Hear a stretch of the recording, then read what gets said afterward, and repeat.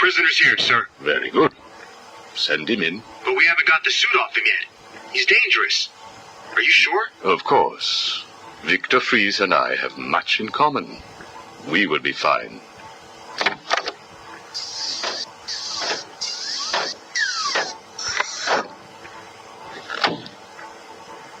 Welcome to my facility. Please, take a seat. I prefer to stand. Why am I here? Oh, Victor, there will be plenty of time for that later. Right now, I wish to get to know you. Discover how you came to have such a frosty outlook on life. I have nothing to say to you. You may have taken my weapons, but my suit still has considerable offensive capabilities. I will freeze the marrow in your legs. Each bone will shatter and fracture while you remain completely aware of your impending paralysis, begging me to end you. I don't think that you will do that, Victor. Really? Why not? Simple. If you hurt me, your wife will die.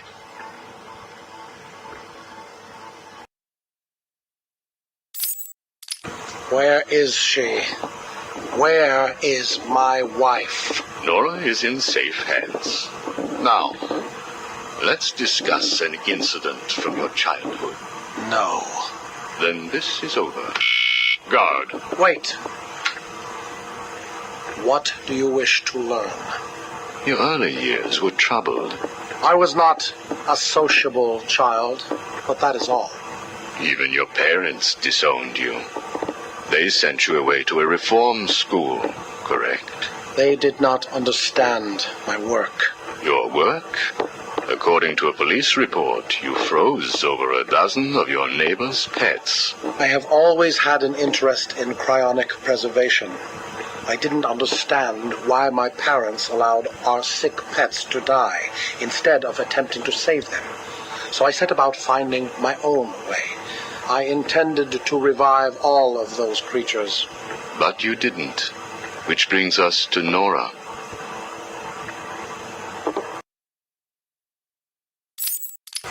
Have you ever seen a flower die? Watched something that was once so beautiful, so full of life, collapse and rot from within? You refer to Nora's illness. It seems like yesterday when I first found her. It all happened so quickly. Suddenly, I was losing her. Did you seek help? What about your employer, GothCorp? I hid it from them, diverting resources from GothCorp's research in an attempt to find the cure. But in the end, I failed. Time was running out. I knew that if I was discovered, Nora would die. Why take that risk? Do you know what it is to love someone? To really love them? No. Nora was all I could think of. I reran the diagnostics, re-examined every detail from every angle, certain that I had missed something. I cursed myself for being so blind, so stupid.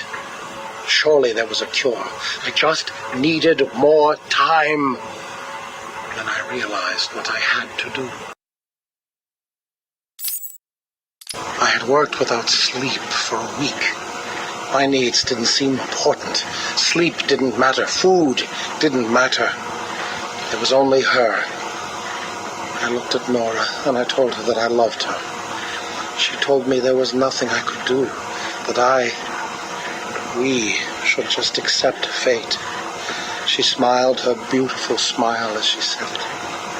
I promised to cure her. And then I pressed the button.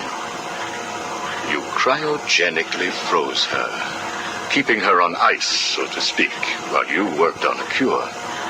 It broke your heart, but now you had all the time in the world. Did you feel relieved? I went home and fell into a deep sleep. For the first time since we discovered Nora's illness, I dared to dream. But for weeks I had ignored my superior's attempts to contact me. The next morning I overslept. By the time I got to the lab, Ferris Boyle, The CEO was there waiting. What did he do? He accused me of industrial espionage, which I denied. But then his guards found Nora. Boyle told me that, like all of my research, she belonged to him. I was enraged. I attacked him. His guards beat me back, and in the struggle, I was drenched by the cryogenic chemical I had created. I lay on the floor, helpless, watching the guards steal Nora away. Boyle told me it was a tragedy for such a promising mind to perish in a lab accident. Then he left me to die. But you survived. The chemicals were absorbed into my body and transformed my metabolism. My body went numb. I felt a strange tingling, then searing pain all over. Each breath ignited my lungs. I clawed my way back to a refrigeration unit, and as I closed the door behind me, I felt the icy chill calm my aching body. Things suddenly seemed clear. What seemed clear? Finding a cure for Nora? No. Revenge. Boyle would pay.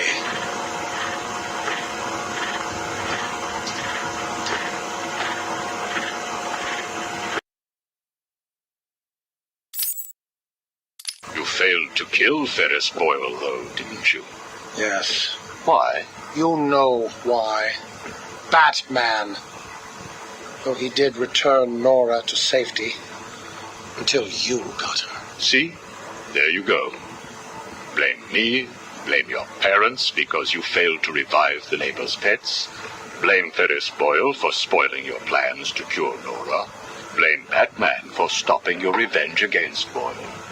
And now, your Nora is in danger. Because of you. No, Victor. Because of you. You have always had a heart of ice. You stole people's pets. You stole GothCorp resources. And since then, you've stolen so much more for your own selfish scientific inquiries.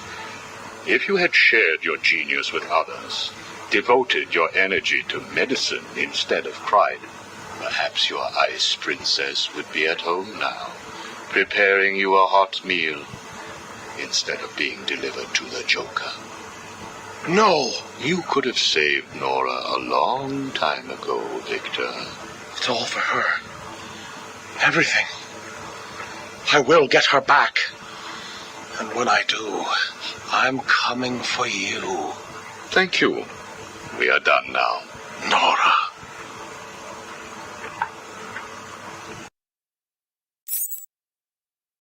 I'm only doing this as a courtesy, Strange. Don't think you've beaten me. I just thought we could both benefit from a little talk, Mr. Cobblepot. Don't try that psycho mumbo-jumbo with me, Strange. I'm not like the other crazies. Of course not. After all, considering the challenges you faced. Challenges? What freaking challenges? You're no better than me. No one is. I own this place. Well, to be clear, I allow you certain freedoms, but let's continue. Why do you feel the need to own anything? I believe it is a mechanism to compensate for some childhood inadequacy. You were friends with the Waynes, correct? I was. Till someone did the world a favor and blew the brains out of little Wayne's self-righteous parents. I was laughing for weeks. It still brings a smile to my face. And you think that's okay? Okay? No, I don't think it's okay. I think it's bloody hysterical. That family destroyed mine. What happened to them? Well, it couldn't have happened to nicer people. Take a seat, Mr. Cobblepot. What is it now, Strange? I wanted to talk about your apparent hatred of the Waynes. Your outburst last time was most interesting. Oh, it's simple, really. I don't like the snivelling little bastard. Look at him. All high and mighty because someone killed Mummy and Daddy. Most people look upon him with sympathy. No, they don't. They're jealous.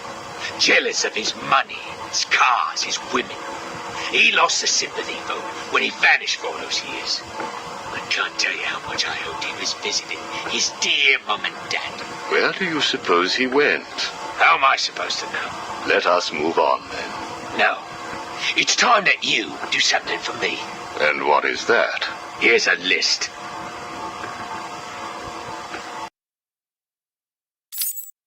Told you, Strange. No more little questions until you give me what I want. Take a look, Mr. Cobblepot. Here is a purchase order for the various firearms you require. I must say, you chose an exotic selection. I only take the best. A wise strategy.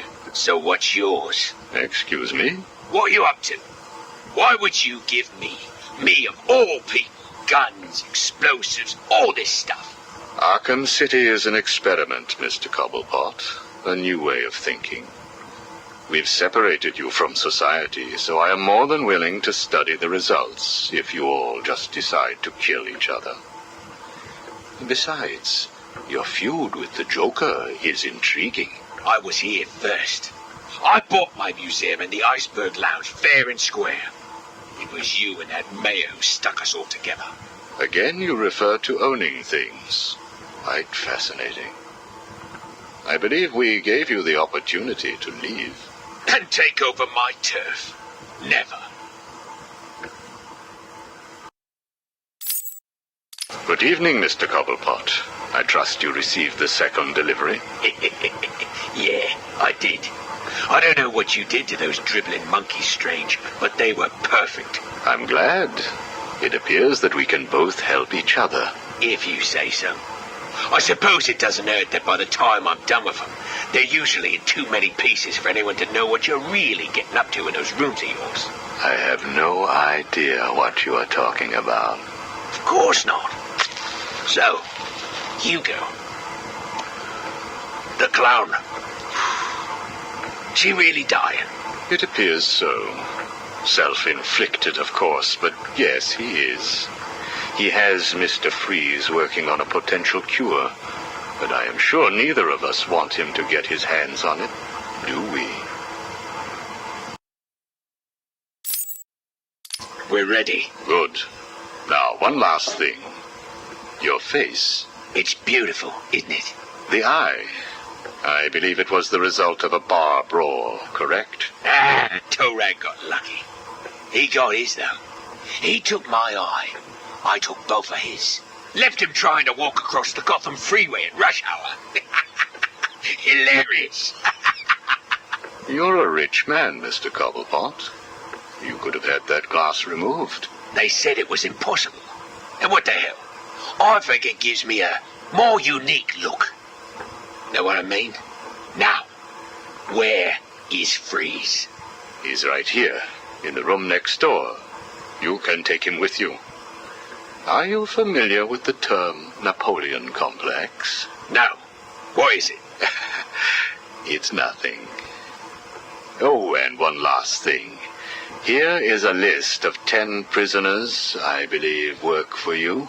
Yeah? So what? You want to saw their heads open and scoop out their brains too? No. I just thought you'd like to know that they are all in the employ of the GCPD. What? I believe you know what to do with them. I don't like being spied on, Mr. Cobblepot. Good night.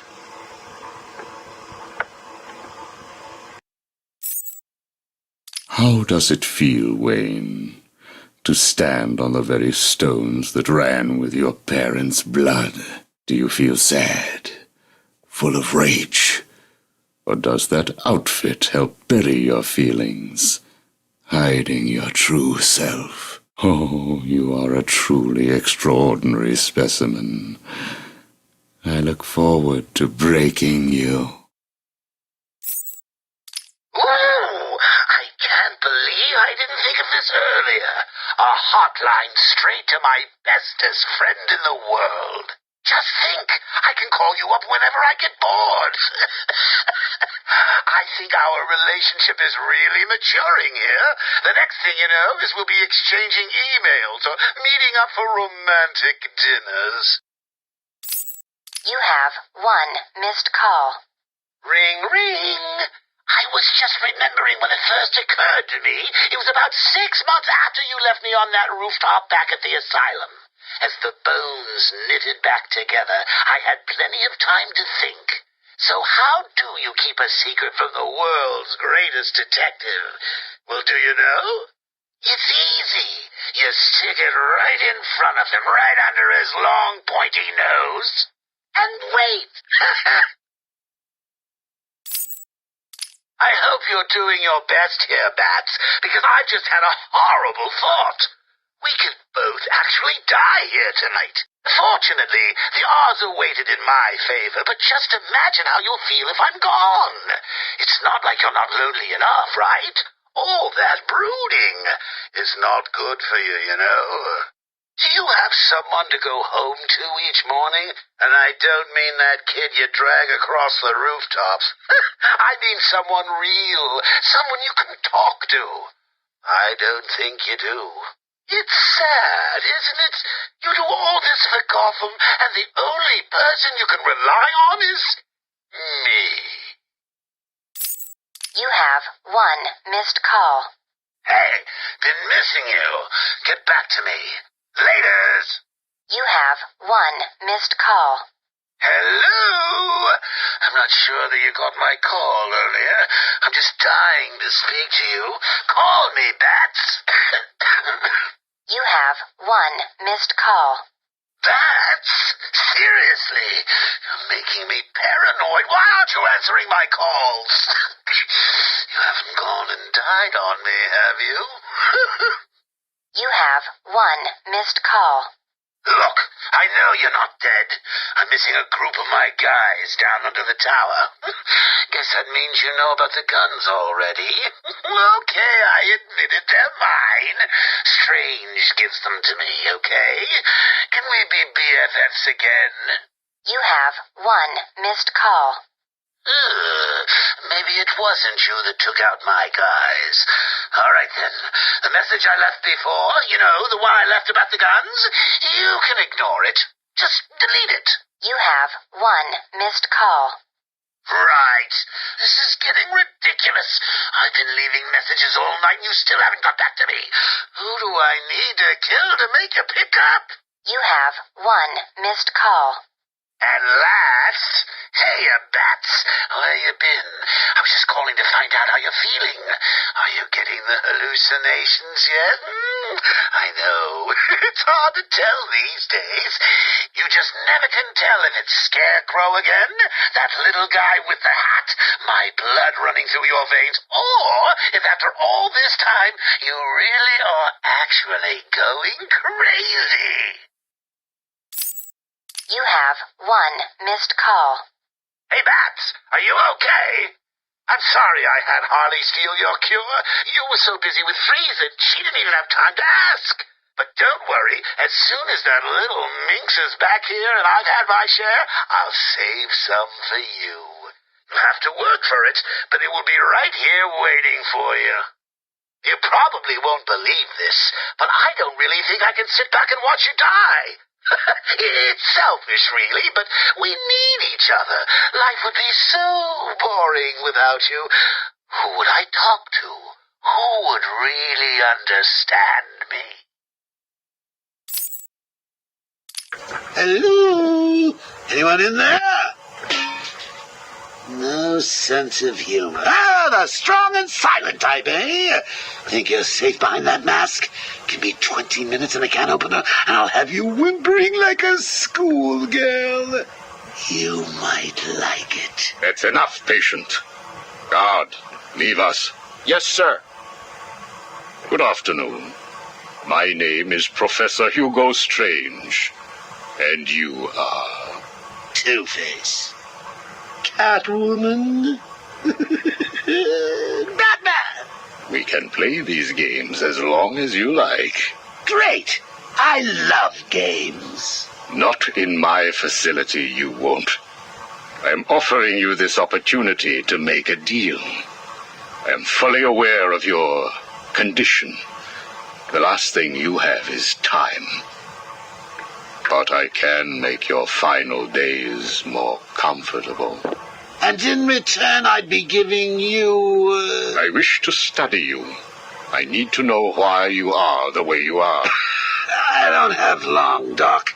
You're going to need more than some psycho mumbo-jumbo to get to the bottom of what's wrong with me. Oh, I have more than that. Much more. So, do we have a deal? How are you feeling today?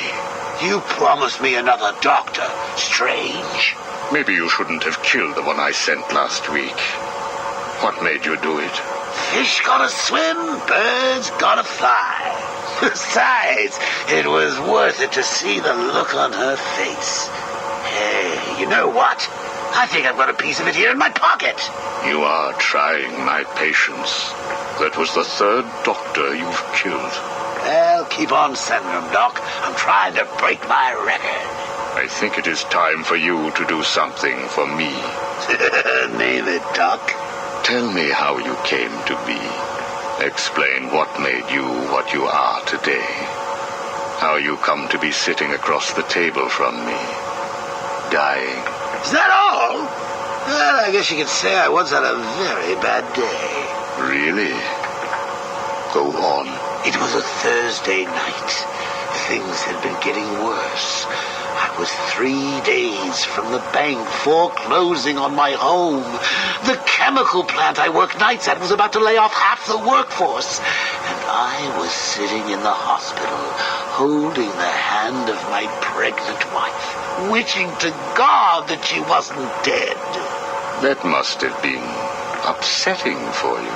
Probably was. Back then, though, all I knew was that if I didn't let old man Falcone's men into the plant that night, they'd have killed me too. So here's the thing. I had to decide. Could I live without her? Was there any point going on? I've got to admit it. I was scared. Not of being dead, you understand. No one would blame you if you were. It is perfectly common. Do I look common? No, I was scared of the part just before you die, when you don't know what is about to happen, when you're desperately clutching at life and trying to hold on with slippery, blood-covered hands. So I made a decision right there. And what was that? That is a story for another day, Strange. I think I may need to see a doctor. Get me one. You were telling me about the night your wife died. Oh, no, Hugo. As I recall, I was waiting for you to send me another doctor. We both know I have sent you 3 more doctors. Did you? Yes. One was left dismembered outside the elevator to my office. The other 2 have not been seen since they were sent to you. How careless. Listen, Doc. Professor. Okay, Professor. I'll give you a little more. I just hope you're taking notes. It's the day after, and I'm standing in the freezing rain, just staring at the chemical plant, feeling numb. Jeannie was dead. It didn't seem real. I can remember the day I first met her. Her infectious smile as I told her bad joke after bad joke. How, even after living with the pathetic wretch I was, she still wanted my child. And then they arrived. Reality's way of yanking me another wedgie. Falcone's men told me to cheer up. He said things could be worse. I asked him how. He grabbed me by the collar, pulled me close. He'd been eating garlic, and each word stank as he threatened to perform oral surgery on me with a nail and a brick. A creative guy. They hand me a box. I remember thinking it was heavy. Was it a bomb? A gun? I'd never used a gun before. Were they that heavy? And what was in the box? How's that doctor coming along? I'll get you one. And when you do, I'll tell you the rest. You are looking a little better, yes. Well, I have my good days and bad days, but I do try and start each one with a smile. Are you ready to continue your story? Yeah, why not? So where was I? The box. Ah, yes, the box. So there I was, tearing open this box, expecting the worst. And all it had in it was a crazy red dome and a cloak. I thought they were having a joke with me, but oh no. They made me put it on. They said it was a disguise. It would keep me safe. It smelled like garlic. And that was it, really. I was dressed up like a spaceman, barely able to see, trying to break into the one place in this town that had given me a job. Have you ever tried to walk with an enormous fishbowl on your head? Don't answer that. It's hard. I couldn't see where I was going. I must have tripped one of the alarms. I heard muffled gunfire. I panicked and tried to run. And then I saw him. Who? Batman. Really? Yes, really. Batman tried to hit me.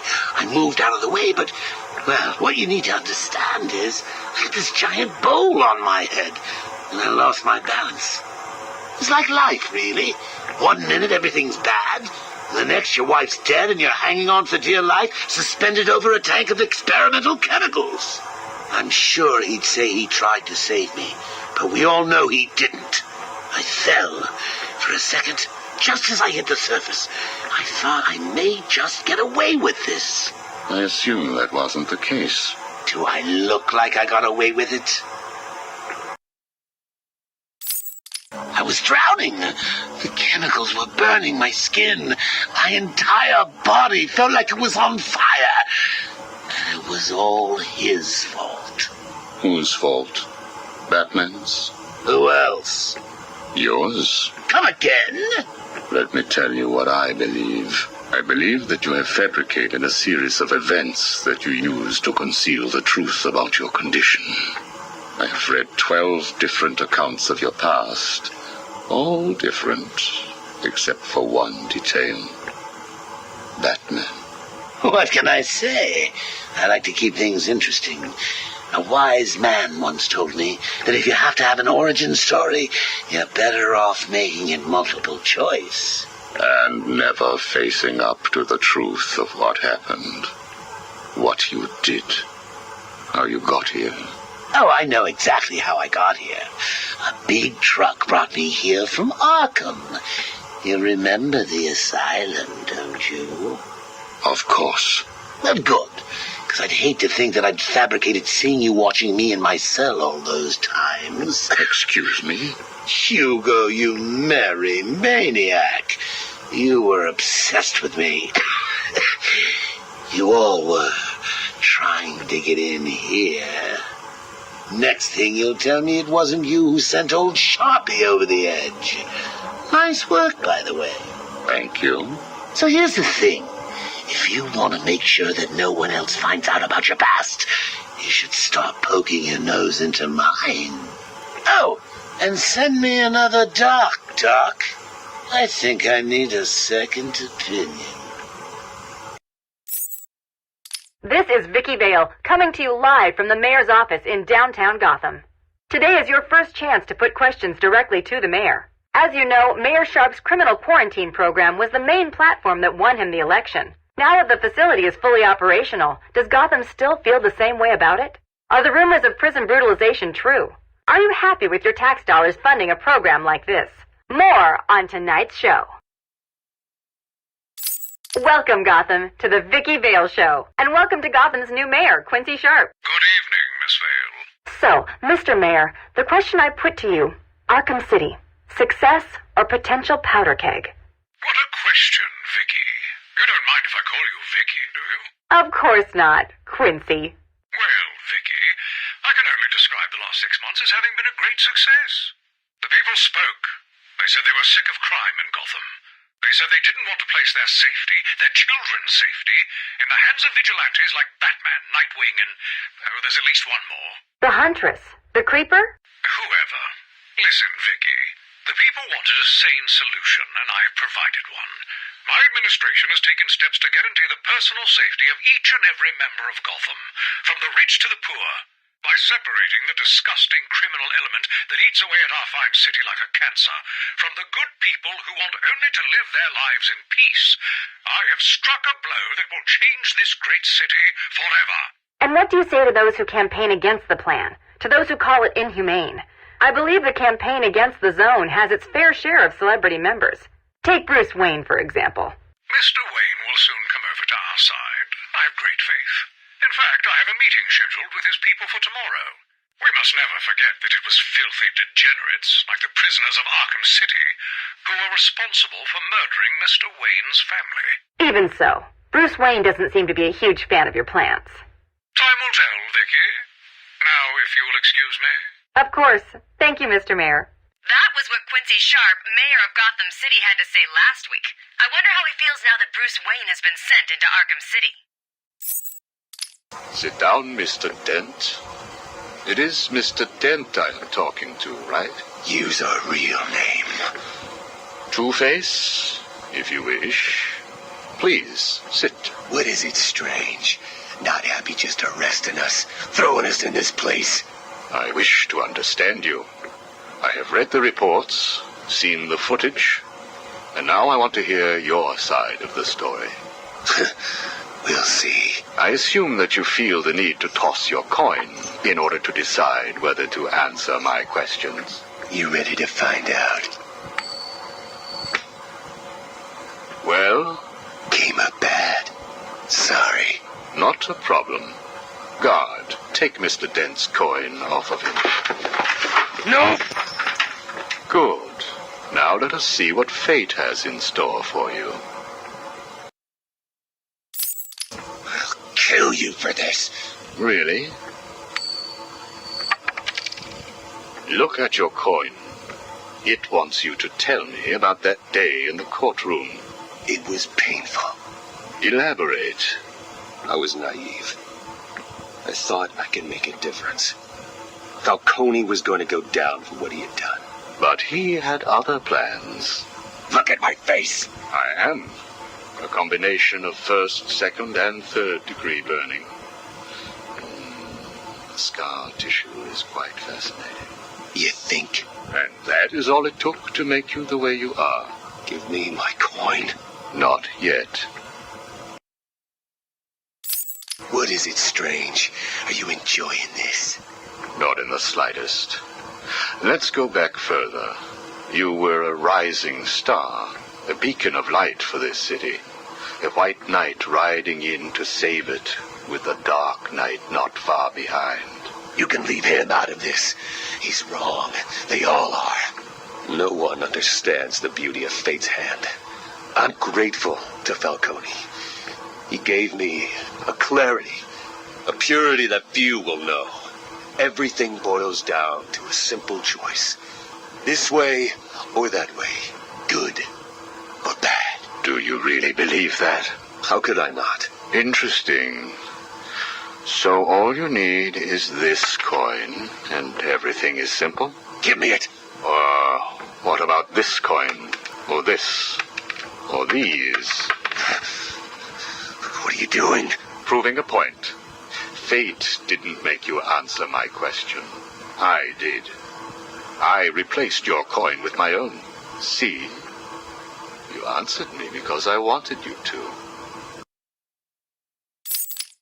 How is he today? The prisoner has been quiet. Since getting those coins, he has spent most of his time examining them. Good. Hello, Harvey. Are you ready to talk? Leave us. We don't want to talk. Not to you. Please, take a seat. I have one last thing to discuss, and then I will give you something in return. I don't know. I can't decide. It's too confusing. Of course it is. I want to talk about Mr. Wayne. Why? Indulge me. We don't like the guy. Hardly surprising.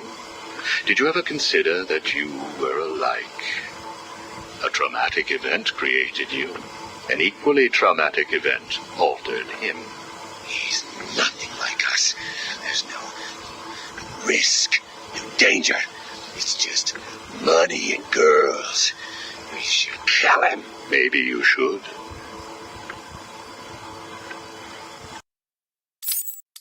Listen to me, Harvey.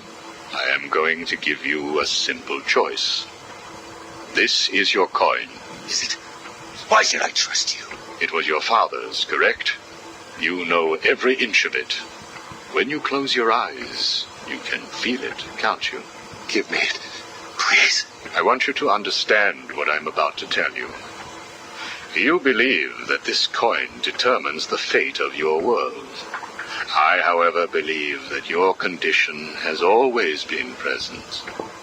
It was there before you were attacked, and it is still there now. You probably had headaches. Your wife found you unpredictable, scary sometimes. Give us it! I'm going to throw the coin in the air. If you let it fall, I will do whatever I can to cure you. I will help you become the man you used to be. Or if you grab it, I will let you loose in Arkham City, and I will tell you what Catwoman is doing right this second. I can't decide. You have to. At this moment, Catwoman is preparing to steal the contents of the safe in your old campaign office. Bitch! We need to stop her. And you may. Goodbye, Mr. Dent.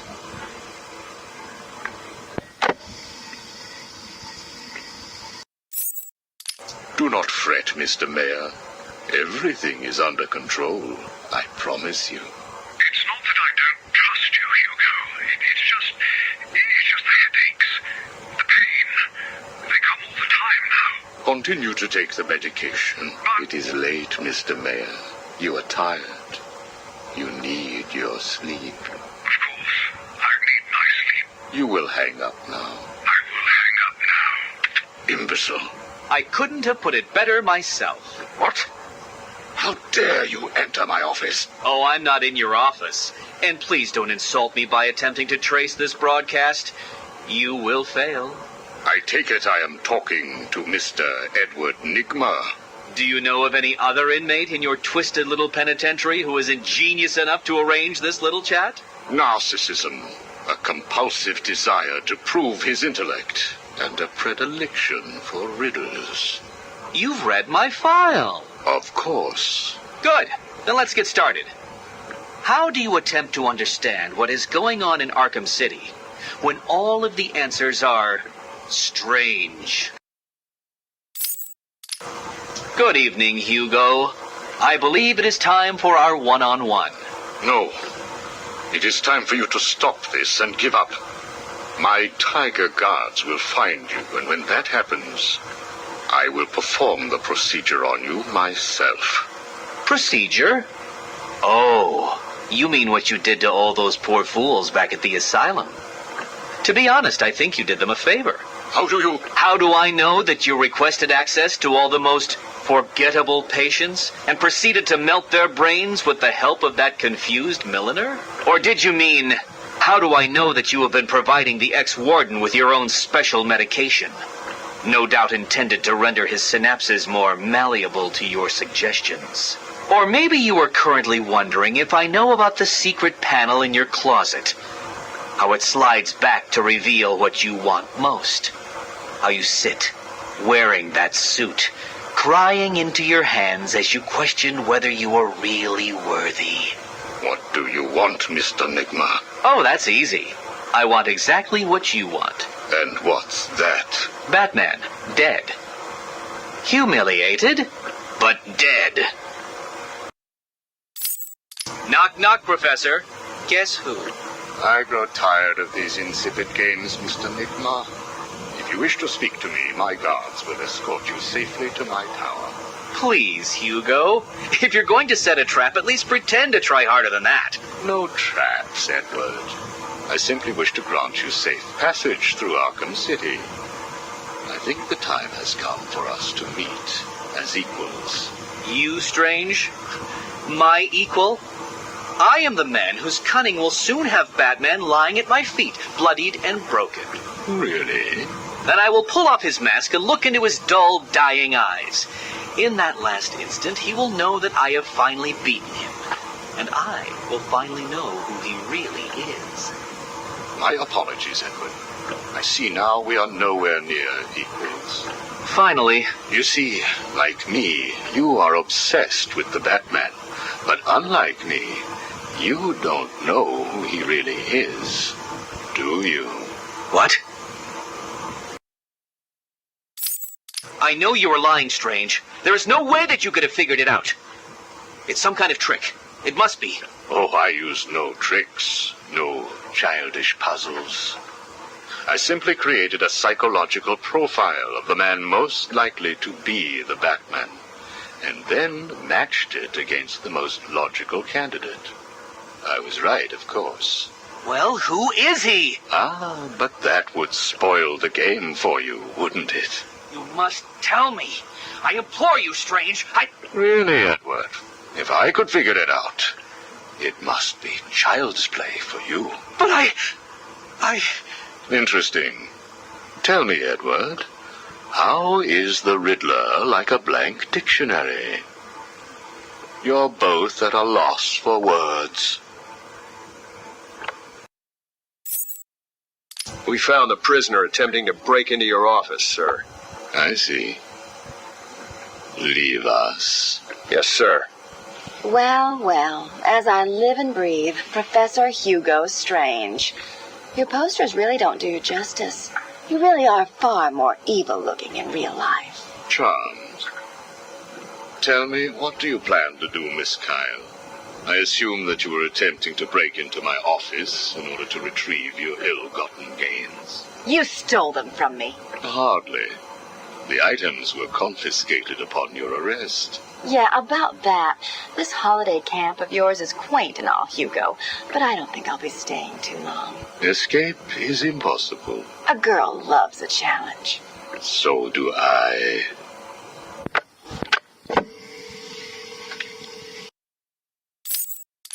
Tell me, what would you do if I let you go? Attempt to escape? Try and find the confiscated items? Contact the Batman? Why would I contact him? It's his fault I'm in here. Is it? I believe you would have escaped if greed had not got the better of you. He was actually in the process of rescuing you, was he not? I didn't need his help. Or any man's, it appears. Come on. You're going somewhere with this. Spit it out. I've been studying you. I can see. My eyes are up here, by the way. Very amusing. Tell me, what was it like growing up alone? Fending for yourself? Doing whatever was necessary to stay alive? Please, I'm tearing up here. And Holly, what would you do if I sent my men after her? Touch her and you're dead. Have you calmed down yet? Where is she? That depends on your next answer. If you could save one person tonight, who would it be? Holly? Or the Batman? He can look after himself. Good.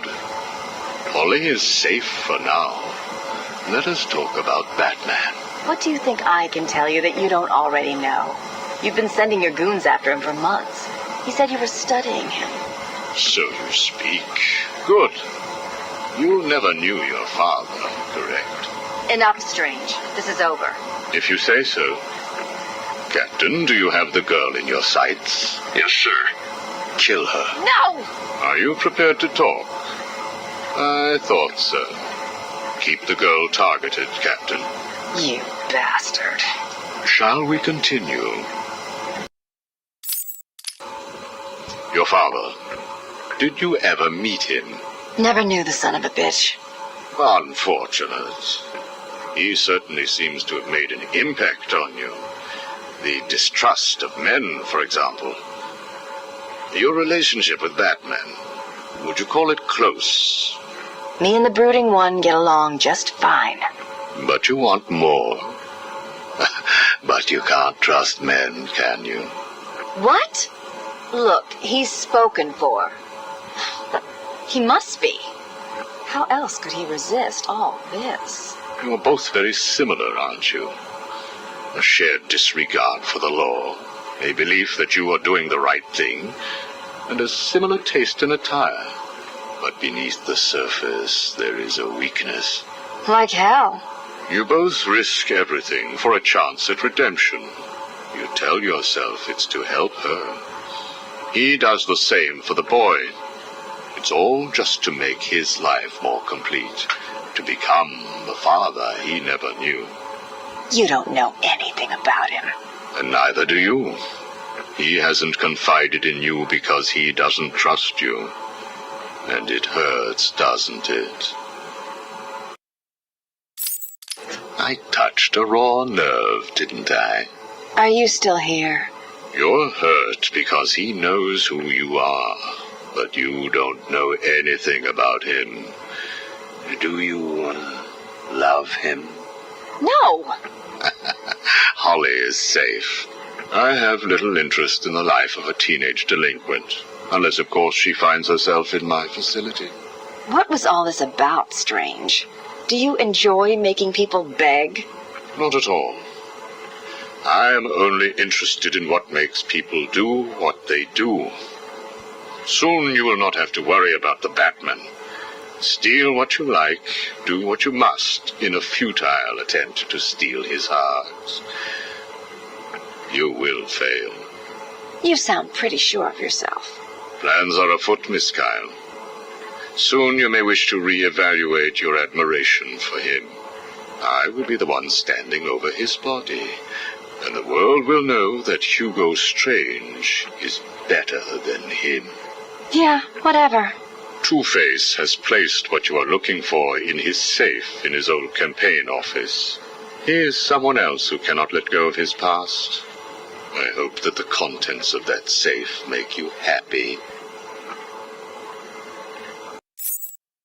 Did I ever tell you about my first kill, Batman? No? As I am sure you are aware, my parents were dead and I was rich. So rich I could have anything I wanted, but of course, all I wanted was them back. I now know that that was impossible, of course, that their death served a higher purpose. But back then, I had yet to experience the joy of cold steel cutting through warm flesh. I had no idea how I could save these people from the relentless misery of their existence. You should have stayed that way. Really? Then I'll stop now. Find another telephone, Batman. Goodbye. You made it. I think I will continue my story. I feel the need to talk, to confess maybe. I was rich and alone, but not for long, of course.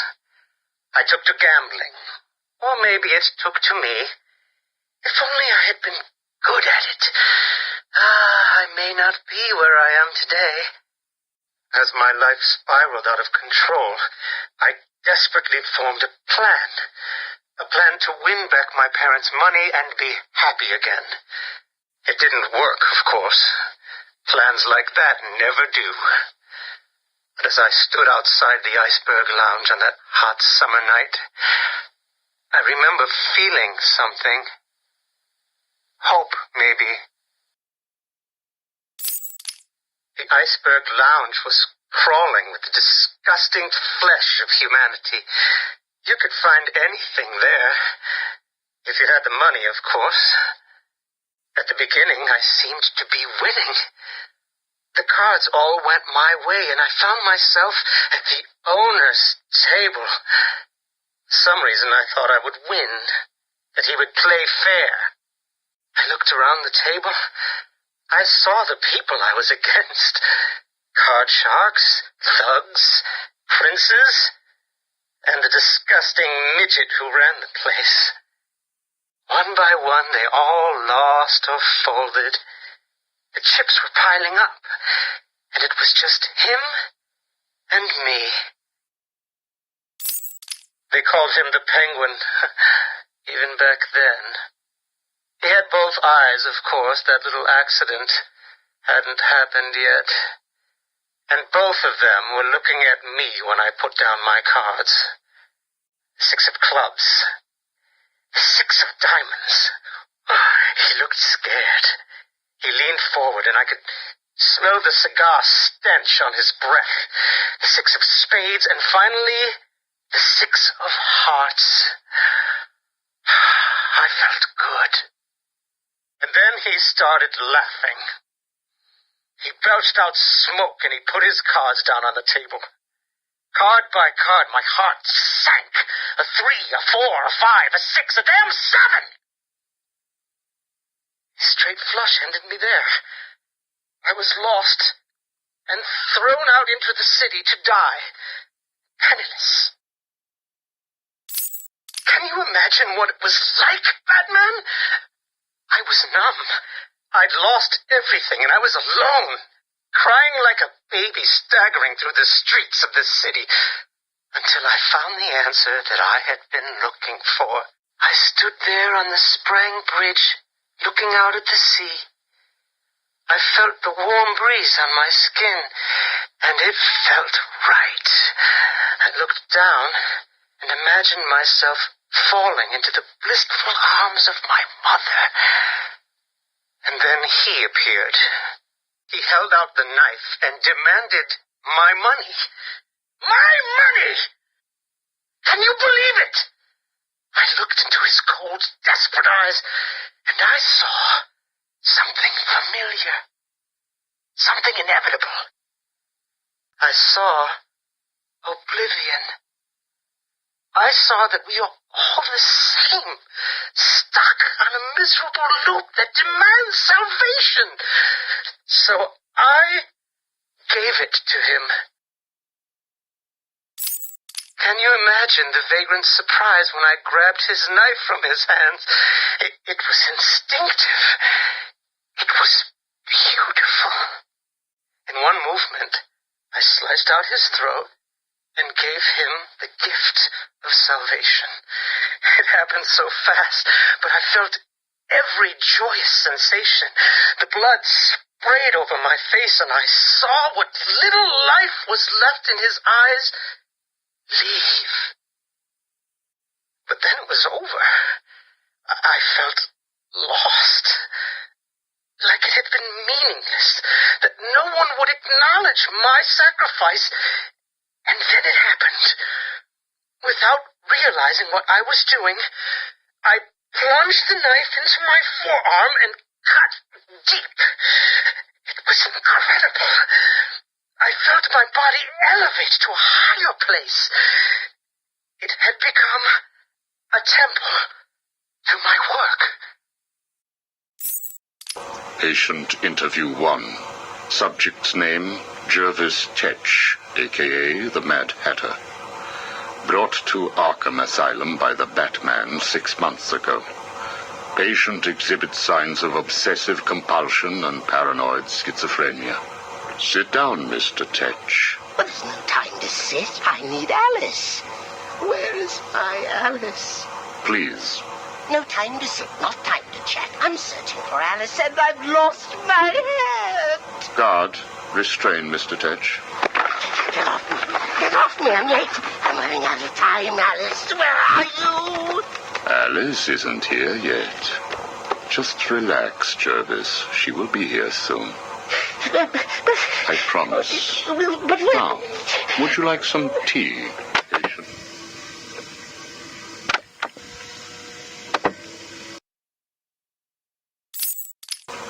Is Alice here yet? No, I'm afraid not. Let us talk while we wait. You and I have much in common, Jervis. Really? Do you know Alice too? Unfortunately not. You and I both share an interest in the mind, do we not? I studied your papers, Jervis. You are quite brilliant. Truly an extraordinary mind. Oh, it doesn't matter. It's all just chemicals and synapses and rabbits and... Oh, where is Alice? You need to focus. Think about your work for a minute. You theorize that there is no such thing as free will, that you can change a man's allegiances, his motives, emotions, All of what we believe makes a man with chemicals. Your formula was really quite brilliant. That's why I used it. Well, how did you get it? Did Alice give it to you? Wicked girl. Nasty little thing. Is she here yet? Soon, Jervis, soon. Oh, you told me that Alice would be here. She is, Jervis. She's right here. Alice? Alice, come out. Don't pout. Don't make me shout. Alice, come out. Where are you? Take a look at the pictures, Jervis. Oh, who are these people? Look again. Oh, I don't know who they are. Oh, please, is Alice here or not? Look at the first picture. Look at the dress she's wearing. Look at the hair. It's Alice, isn't it? No, it can't be Alice. Alice has nice yellow hair and isn't covered in blood. I think you know exactly who this is, Mr. Tetch. I think you remember the night you lured Stephanie Williams back to your research lab. How you offered her tea. What happened then? No. You killed her, didn't you? No. She went first. It's okay, Jervis. It's all right to remember. How many Alices were there? I can't remember. Oh, Alice isn't coming, is she? That all depends on how you cooperate. I have a little side project that I'm working on. I could use your help. My help? I can't help. I'll be late. Stay focused, Jervis. This facility is old, tired, full of ghosts. Ghosts? A figure of speech. Do not worry. Arkham Asylum will not exist forever. Its techniques are old, its mission outdated. I intend to create a new Arkham, an Arkham that will rise phoenix-like from the ashes of this one. Is there a fire? We should get out of here. I have arranged for some documents to be left in your cell. They outline a technique I propose to control the mind of, shall we just say, weaker souls. I cannot do it without rabbits. I need rabbits for my research, and tea, and... And Alice, I know. I have arranged for a number of test subjects to be at your disposal. They have been here at Arkham for so many years that no one will miss them. Shall we meet again next week? Oh, and I took the liberty of having your hats returned. I assume that will provide all the encouragement you require. Well done, well done. I must say you have outperformed even my wildest expectations. Yes, did you see the people at my tea party? They all behaved themselves. Yes, they did, Jervis. I'm very pleased. I have just one last request to make of you. You must keep it a secret. Can you keep a secret, Jervis? With enough hats, I can stop people remembering secrets. Does that count? It will have to. I need you to pay a visit to Warden Sharp. He needs to come around to my way of thinking. To join our tea party? Exactly. I don't want to.